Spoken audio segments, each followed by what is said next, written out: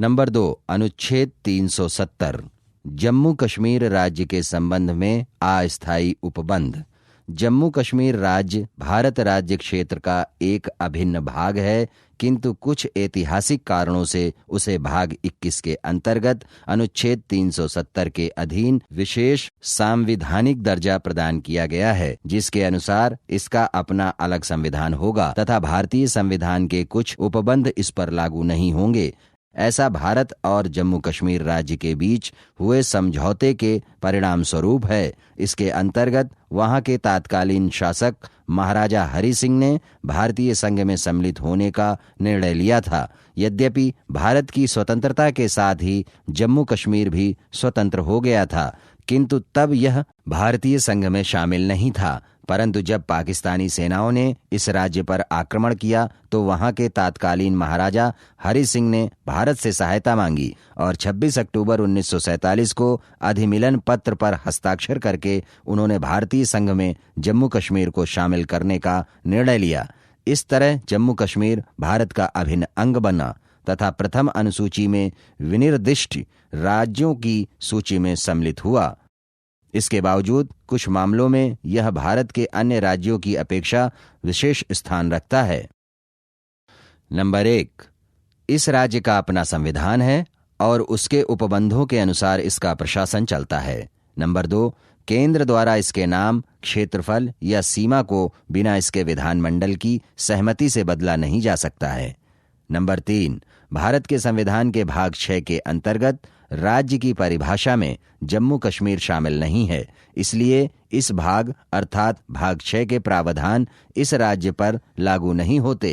Number 4, इस राज्य के संदर्भ में अवशिष्ट शक्तियां राज्य विधानमंडल के पास हैं तथा संसद द्वारा बनाई गई प्रतिबंधित निरोध संबंधी विधियां राज्य में लागू नहीं होंगी। नंबर 5, भाग 4 जो राज्य के नीति निदेशक तत्व से संबंधित है तथा भाग 4 का जो कि मूल कर्तव्यों से संबंधित है इस राज्य पर लागू नहीं होंगे। नंबर 6, भाग 3 जो कि मूल अधिकार से संबंधित है कुछ अपवादों एवं शर्तों के साथ राज्य पर लागू होगा तथा इस राज्य में संपत्ति को अभी भी मौलिक अधिकार के अंतर्गत रखा गया है, अर्थात इस राज्य में अभी भी मूलाधिकारों की संख्या 7 है।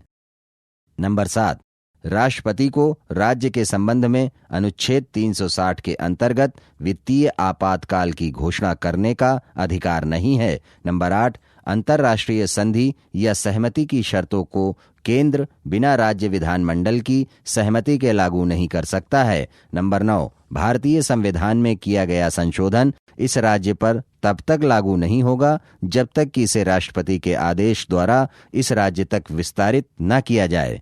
नंबर 10, 5वीं एवं 6ठी अनुसूची जो कि अनुसूचित क्षेत्रों एवं अनुसूचित जनजातियों पर प्रशासन एवं नियंत्रण से संबंधित है, इस राज्य पर लागू नहीं होगी।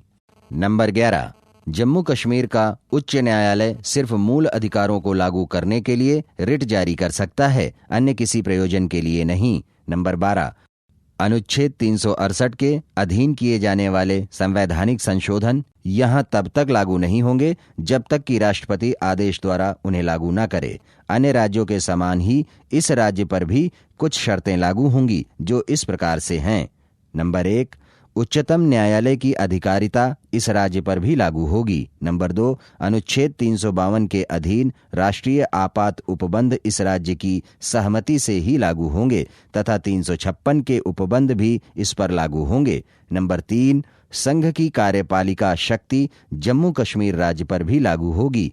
इस तरह राज्य अपनी कार्यपालिका शक्ति का प्रयोग केंद्रीय विधियों के अनुपालन करने के संदर्भ में केंद्र के निर्देशानुसार करेंगे। नंबर 4, व्यापार, वाणिज्य एवं समागम की स्वतंत्रता, लोक सेवाओं और नागरिकता संबंधी सभी प्रावधान इस राज्य पर लागू होंगे तथा राज्य में चुनाव का उत्तरदायित्व चुनाव आयोग पर ही होगा।